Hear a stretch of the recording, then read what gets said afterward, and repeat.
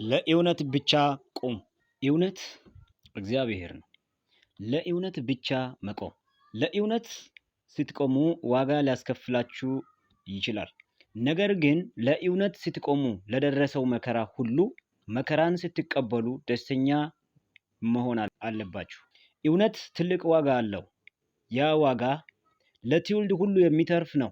ስለዚህ ለእውነት መቆም በምድር ላይ ዋጋ ሊያሳጣችሁ ይችላል። ነገር ግን ለእውነት ለመቆም ሁል ጊዜ መዘጋጀት አለባችሁ። እውነትን ለውሸት ገልብጣችሁ ያመጣችሁት ውጤት በመጨረሻ መርዝና አጥፊ ሊሆን ይችላል። ስለዚህ ነገያችን መልካም እንዲሆን ዛሬ ወይም በጅማሬ ላይ መልካም ጅማሬ መሆን አለበት። ስለ አንድ ሰው ህይወት ለመናገር ስትጀምሩ ከሰውየው ታሪክ አንዳች አትጨምሩ፣ አትቀንሱ። እውነት መጨመርም ሆነ መቀነስን አይፈልግም። የራሱ የሆነ ታሪክ አለውና፣ የራሱ የሆነ እውነት አለውና፣ የራሱ የሆነ ጅማሬ አለውና፣ የራሱ የሆነ ፍጻሜ አለውና ታሪክ በእውነት የተመሰረተ ከሆነ ያ እውነት ከታሪክ ጋር ታጅቦ የሚገለጥ ነው። እውነት ከታሪክ የሚነገር ነው። ከታሪክ የሚነበብ ነው። ከተቀመጠው ታሪክ የሚነበብ ነው። በታሪክ ላይ መጨመርም ሆነ መቀነስ ታሪኩን እውነት ሊያደርግ አይችልም።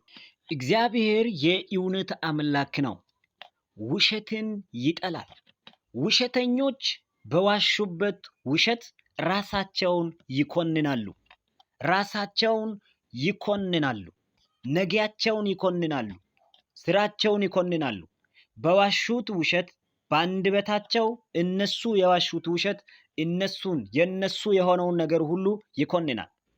ውሸት ኩነኔ ነው። የሚኮንን ነው። ነገያችን፣ ህይወታችን፣ መንገዳችን የሚያጠፋ ክፉ የማይታወቅ ወንጀል ነው። ስጋችን የማይገል ነፍሳችን የሚገል ክፉ መርዝ ነው። ውስጣችን የሚያጠፋ ክፉ መርዝ ነው። በስጋችን ላይም ጨምሮ ትልቅ ጉዳት ሊያስከትል የሚችል አደገኛ መርዝ ነው ውሸት። ለእውነት ብቻ መቆም ብዙ አይነት መዘዞችን በእናንተ ህይወት ሊያመጣ ይችላል።